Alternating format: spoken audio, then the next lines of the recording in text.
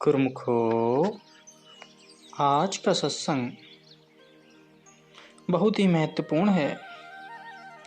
सभी गुरुमुख ध्यान पूर्वक सुने और लाभ उठाएं। गुरुमुखो, श्री रामचंद्र जी जब रावण को मारने के उपरांत अयोध्या में पधारे, उनका राज्य अभिषेक हुआ।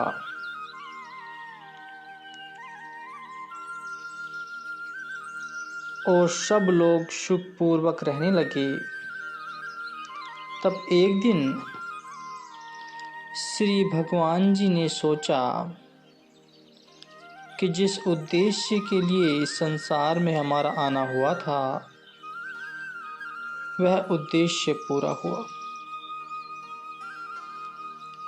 पृथ्वी से राक्षसों का बोझ उतर गया, गौ ब्राह्मण की रक्षा हुई और देवता व मुनिजन सुखी हो गए। परंतु एक आवश्यक कार्य अभी करना बाकी रहता है। वह यह है कि अयोध्या के लोग यह समझ रहे हैं कि उनकी नगरी में श्री राम जी का अवतार है, इसलिए उनको भजन बंदगी की आवश्यकता नहीं है। वे आप से आप ही भवसागर से पार हो जाएंगे। लेकिन यह उनकी भूल है। इस भूल को दूर करके उनको ठीक मार्ग पर लाना ही हमारा कर्तव्य है। ऐसा सोचकर एक दिन सब नगरवासियों को बुलाया। आज्ञा मिलते ही सब अयोध्यावासी आ गए। उनमें कुल के गुरु, पुरोहित, ब्राह्मण, मुनि तथा जनता के सब लोग थे। भगवान ने अपने वचन इन शब्दों से आरंभ किए कि हे मेरे नगरवासियों, मेरी वाणी को सुनो। मैं अपने हृदय में कुछ ममता रखकर नहीं कह सकता और न ही कुछ आप पर अपनी प्रभुताई प्रकट करने का विचार है। मेरे वचनों को सुन लो। उनमें जो तुमको अच्छा लगे वही करना, पर साथ ही इस बात को भी ध्यान में रखो कि मेरा प्रिय और मेरा सेवक वही है जो मेरी आज्ञा को मानेगा।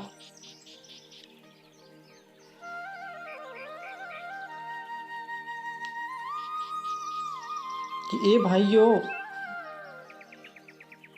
अगर मैं कुछ अनीति की बात कहूँ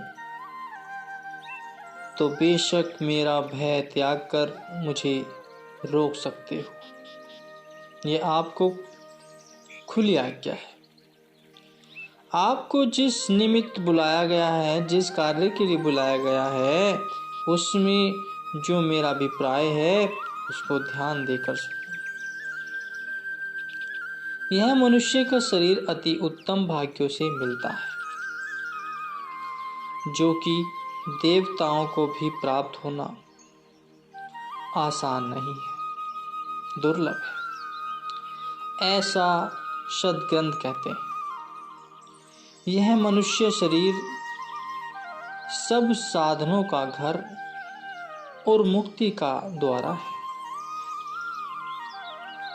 ऐसे दुर्लभ शरीर को पाकर जो अपना परलोक नहीं सुधारता,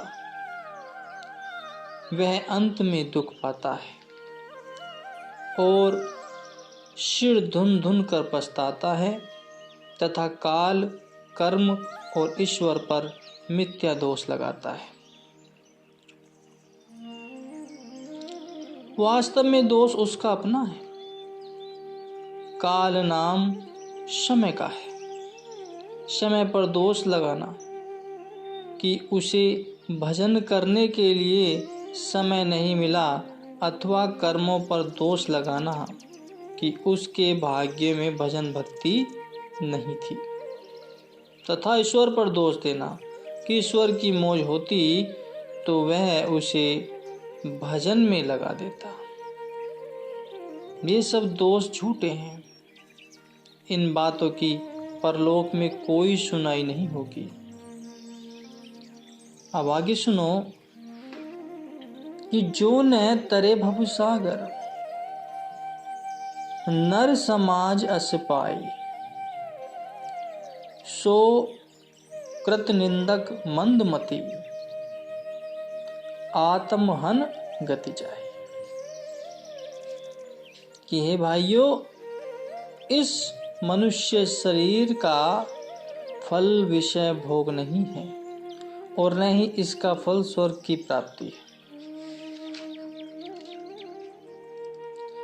स्वर्ग भी अल्पकाल का सुख है जो अंत में फिर दुख में बदल जाता है। मनुष्य शरीर को पाकर जो लोग विषय भोगों में मन लगाते हैं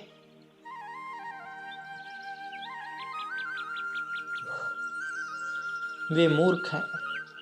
वे अमृत के बदले विष ग्रहण करते हैं। जो मनुष्य पारस मणि को हाथ से देकर पत्थर को खरीद करता है उसको कोई अच्छा नहीं कह सकता। तो हे भाइयों, हे नगरवासियों, 4 खानियों में 84 लाख योनियां हैं। यह अविनाशी जीव माया की प्रेरणा से काल कर्म स्वभाव और गुणों से घिरा हुआ 84 लाख योनियों में भ्रमण करता अर्थात घूमता रहता है। इन नीच योनियों के अंदर इस भटकते हुए अविनाशी जीव को, जो कि ईश्वर का अंश है, वह ईश्वर दया करके अपने अंश को अपने साथ मिलाने के लिए उसे मनुष्य शरीर प्रदान कर देते हैं। ऐसी बिना कारण के स्वाभाविक कृपा जब इस पर हो जाती है तो यह बड़े भाग्य की बात है। फिर कहते हैं कि हे भाइयों, यह मनुष्य शरीर रूपी सागर से संसार रूपी सागर से पार होने के लिए एक नौका है और मेरी कृपा इस नौका को पार ले जाने के लिए अनुकूल हवा है तथा सद्गुरु इस नौका के मल्लाह हैं। ऐसा सहयोग मिलना बड़ा ही दुर्लभ होता है। भगवान कहते हैं कि मनुष्य शरीर, अनुकूल पवन और सद्गुरु मल्लाह रूप ऐसे दुर्लभ सहयोग को पाकर भी जो भव से पार होने का यत्न नहीं करता, प्रयास नहीं करता, वह कृतनिध्य और मंदमती है। वो बहुत ही अभागा है और आत्मघाती की गति को पाता है।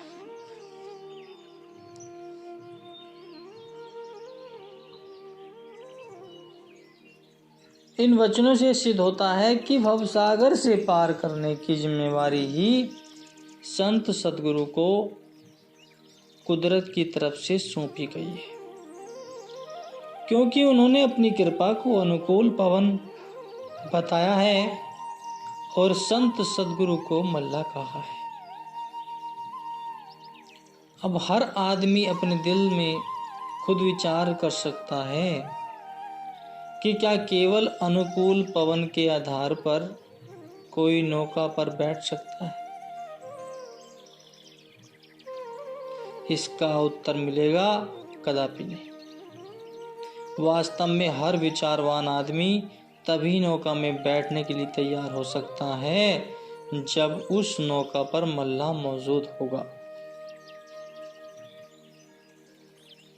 इसका अर्थ यह हुआ कि केवल संत सद्गुरु ही इस मनुष्य रूप नौका को संसार सागर से पार लगा सकते हैं।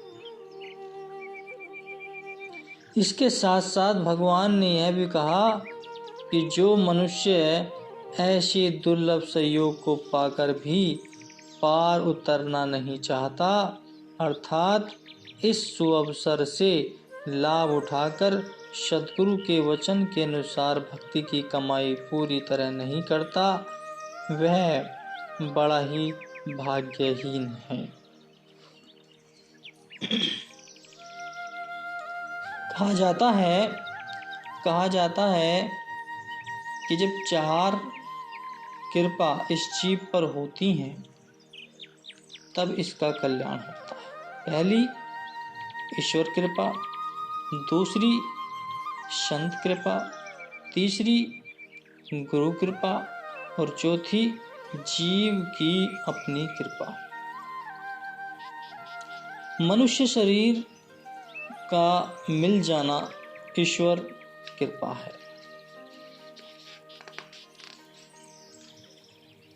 सत्संग का मिलना संत कृपा है। फिर गुरु से नाम की प्राप्ति हो जाना गुरु कृपा है। और चौथी अपने आप पर मनुष्य अपनी कृपा है।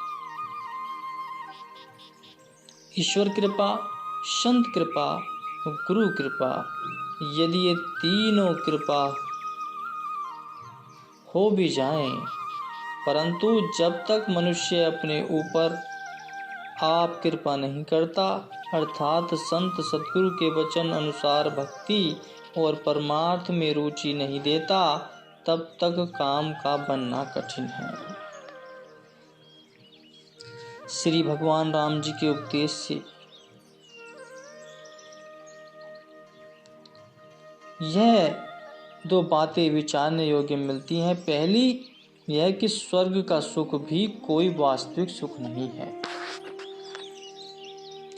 यह भी इंद्रियों का ही सुख है जो शीघ्र ही नष्ट मिट जाएगा। रूहानी सुख या मन की शांति स्वर्ग में नहीं है, क्योंकि वहां के रहने वाले देवता लोग भी दूसरों की बड़ाई देखकर सहन नहीं कर सकते। वहां भी ईर्ष्या चलती है। भला जिस हृदय में ईर्ष्या का ताप हो, वह हृदय सुखी और शांत कैसे रह सकता है। रूहानी शांति का कार्य तो केवल मनुष्य शरीर के अंदर ही पूर्ण हो सकता है। यही कारण है कि स्वर्ग में रहने वाले देवता लोग भी मृत्यु लोक में आने और मनुष्य शरीर धारण करने की इच्छा रखते हैं। जैसे भगवान ने कहा है कि सुर दुर्लभ, अर्थात मनुष्य शरीर देवताओं को भी मिलना दुर्लभ है। अब सोचना चाहिए कि यह मनुष्य अपनी हस्ती से कितना भूला पड़ा है, जो बार बार स्वर्ग की ही रट लगाया जाता है। संतों का मार्ग इतना महान व ऊंचा मार्ग है कि उस पर चलने वाला जीव अगर अपने मार्ग से गिर भी जाए तो वह गिरता गिरता भी स्वर्ग में ही गिरेगा। परंतु इसकी अपेक्षा संसार में जो सकामी पुरुष हैं और कामना सहित शुभ कर्म कांड में लगे रहते हैं, वे उस मार्ग पर चलते चलते अंत में स्वर्ग तक ही पहुंच जाते। स्वर्ग से आगे न उनकी कोई मंजिल है, न ही कोई कमाई है। उनके जब तप आदि समस्त साधनों का फल स्वर्ग तक समाप्त हो जाता है। संतों का उपदेश है कि हे मनुष्य, जिस स्वर्ग को तू अपने जन्म का सिद्धांत समझता है, वहाँ के रहने वाले तेरी जगह पर आने के लिए तरस रहे। अब तुझे सोचना चाहिए कि यह जन्म कितना कीमती है और इस जन्म में तुझे क्या करना है। इस जन्म को किस तरह से प्रभु भक्ति में लगाना है, जिससे समस्त जन्म योनियों से छुटकारा मिल सके और प्रभु की प्राप्ति हो सके। जो इस जन्म को सकारात्मक करना चाहते हैं, सफल करना चाहते हैं, वो समय से प्रभु की भक्ति करें और इस मनुष्य जन्म की महत्ता को समझें। बोलो जयकारा, बोल मेरे श्री गुरु महाराज जी की जय।